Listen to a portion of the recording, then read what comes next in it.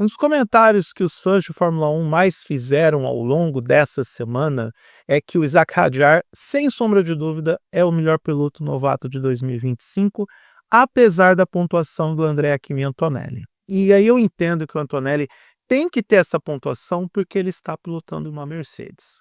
Então, 9 fora, o Hadjar é o que mais impressionou até agora. O pódio dele na última corrida, no último final de semana na Holanda, confirma isso e coloca o piloto na rota para ser a próxima vítima de Helmut Marko. Ai, meu Deus do céu, eu não acredito que eu vou falar sobre isso. E falar dessa forma, porque a vaga da Red Bull, em teoria, deveria ser cobiçada, deveria ser de interesse de vários pilotos, inclusive, de repente, do Gabriel Bortoleto, do Felipe Drogovic, ou de boa parte do grid civilizado. Mas é uma vaga de risco. Ou será que não? Porque existem algumas camadas dessa perspectiva que precisam ser analisadas e é por isso que eu estou aqui gravando este vídeo. Eu sou Eduardo Moreira e esses são os meus 5 centavos sobre as chances, as possibilidades e até mesmo os riscos de Isack Hadjar ser piloto da Red Bull em 2026.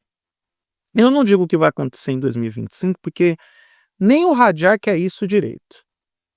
Existem declarações do Hadjar na imprensa dizendo que ele é muito novo, que ele ainda está aprendendo como é estar na Fórmula 1, como é ter o entendimento do carro, e só depois que ele quer ir para voos maiores e quer, de repente, enfrentar o Max Verstappen no mesmo carro. Apesar de que já existem as informações de que o Hadjar está autorizado a atacar Max Verstappen em pista se precisar. A que ponto chegamos, Red Bull? A que ponto chegamos? A maldição do Adrian Newey está mais do que confirmada no caso da Red Bull, porque para ir para a imprensa, os chefes, os diretivos lá da Racing Bulls, para dar essa declaração, afirmando que o Hadjar pode atacar o Verstappen, que não existe jogo de equipe, que não existe combinado para que o Hadjar não ataque o Max, é porque a coisa está muito feia na Red Bull. Isso aí é fato. E aí as pessoas estão, obviamente, falando que se o Hadjar for para Red Bull, ele vai ser mais uma vítima do moedor de carne, que é a equipe dos energéticos, principalmente com a visão do Helmut Marko, que não tem muita paciência com os pilotos que vão para lá. E a lista é grande, hein? A lista de vítimas do Marko é grande e inclui pilotos que ainda estão na categoria, como Alex Albon, por exemplo, como o Daniel Kvyat, que não está mais na categoria, mas foi outro do moedor de carne. Se bem que o Jaime Alguersuari, eu ia falar do Jaime Alguersuari, mas ele era ruim, né?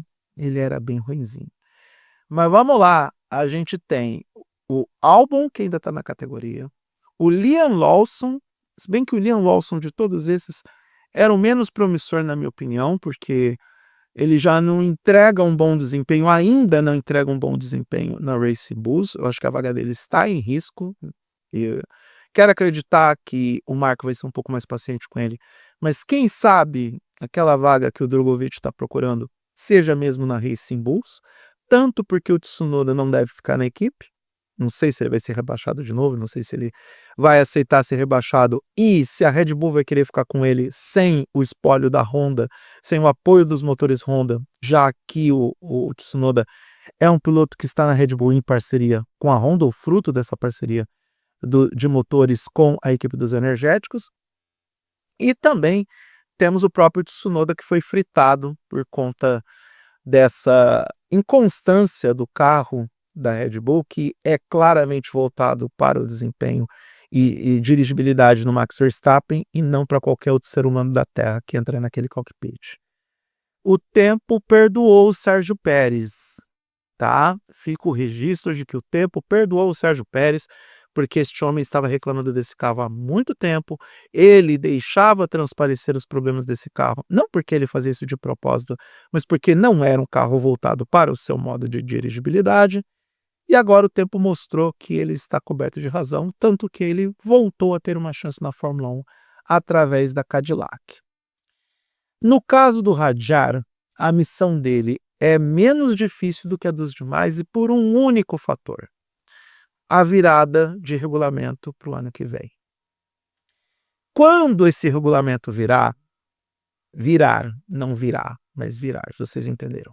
Quando a gente tiver a troca de regulamento, a gente vai ter um carro que vai ser um híbrido entre o que foi a temporada antes da era 2022, antes da virada de 2021 para 2022, com o que nós temos agora, com o efeito solo, a era híbrida mais consolidada. A gente vai ter 50% da potência do motor através do sistema elétrico. Todas essas mudanças que são criticadas pelos pilotos, pelos engenheiros, pelos projetistas, dizendo que a Fórmula 1 corre o risco de ficar mais lenta que a Fórmula 2. Vamos ver como é que vai ser isso na prática e como que a FIA vai lidar com as mudanças do regulamento que eu acredito que vão acontecer.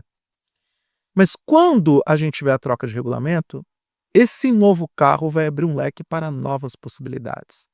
Vai todo mundo começar do zero, incluindo o Max Verstappen. A gente sabe muito bem que o piloto holandês ele é muito bom em dirigir qualquer coisa que tenha 4 rodas, mas o período de adaptação ele vai ter que passar. Inclusive, esse período de adaptação é algo que o Hamilton se agarra com todas as forças com uma esperança para ele voltar a ser competitivo, porque todo mundo sabe que ele não se adaptou ao carro de 2022 para frente. 2021 a gente sabe muito bem o que aconteceu e como ele ainda foi competitivo ao disputar o título com o Verstappen até a última prova. O Hamilton acredita, né, que a mudança de regulamento vai ser um reboot para todo mundo, e eu entendo que vai, e talvez isso seja mais fácil para o Hadjar ter uma vida menos complicada na Red Bull.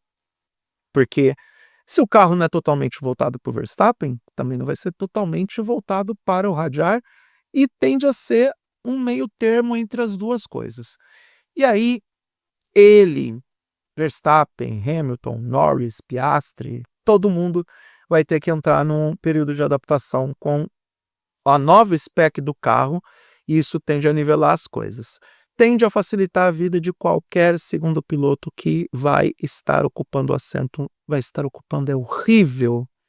Eu peço desculpas por isso, mas eu não vou editar muito esse vídeo, a não ser que eu comece a tropeçar nas palavras. Mas o novo regulamento vai facilitar a vida de quem vai entrar agora nesse segundo carro da Red Bull. Isso também é fato. A gente vai ter um novo cenário apresentado, e se esse piloto for o Hadjar, o que tende a ser, porque é o caminho natural das coisas, ainda mais com o fato dele estar apresentando performance esse ano, que inclusive levante suspeitas que ele não atacou o Verstappen de propósito. Então, se ele tende a assumir esse carro em 2026, a vida dele vai ser menos complicada, porque ele e Verstappen vão ter que passar pelo mesmo período de adaptação, e vai que a Red Bull dá a sorte de fazer um bom carro no ano que vem para que ele seja competitivo em relação a McLaren, Mercedes, Aston Martin, outras equipes que estão aparecendo como candidatas ao título de 2026 por conta de uma série de fatores. Apesar do fato do Adrian Newey já ter dito que a Aston Martin não será candidata ao título. E aí, lamento, fãs do Fernando Alonso, vocês vão ter que passar mais um ano de amargura e de pesadelos com o piloto espanhol correndo lá atrás ou tomando pau pro Lance Stroll. Que tem essa também. O Alonso reclamando do problema nas costas, está tomando pau pro Lance Stroll. Então, pergunta respondida. Eu acho que para o Hadjar ir para a Red Bull no ano que vem é uma situação até que interessante, olhando para a perspectiva de que são novos carros, um novo cenário, uma nova história. O Hadjar até agora me surpreendeu, porque eu vi com atenção como foi a disputa dele com o Bortoleto no ano passado na Fórmula 2. Me incomodou muito a forma destemperada como ele lidou com algumas situações, me incomodou muito a forma prepotente como ele se referia a si mesmo e ao Bortoleto na fase final da temporada, o que também faz parte do jogo, porque, afinal de contas, todo mundo quer utilizar qualquer elemento ou estratégia para minar a confiança daquele contender ao título, e parte do discurso do Hadjar foi um pouco de jogo mental contra o Bortoleto.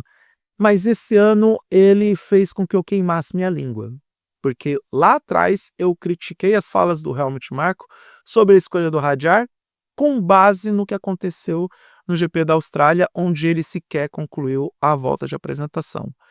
O tempo passou, o Hadjar se recuperou e mostrou para todo mundo que ele não era aquele piloto que entregava um erro logo de cara. Ele não só melhorou, como ele prevaleceu, é um piloto hoje que entrega um desempenho muito melhor do que o do Liam Lawson e merecidamente conquistou o seu primeiro pódio na carreira lá em Zandvoort. E ele também conseguiu quebrar o troféu dele na comemoração com a equipe. Tem vídeo disso na internet, eu vou tentar pegar esse vídeo e colocar para vocês antes de terminar essa missiva eletrônica, porque tá no caminho. Eu não sei se é o caminho bom ou o caminho ruim. O último que quebrou um troféu no pódio tá até agora brigando para conquistar o título mundial e muitos acham que ele não vai conseguir porque o Piastri é um piloto melhor. Então não sei se essa coincidência de quebra de troféu é algo tão interessante para o Hadjar ou não.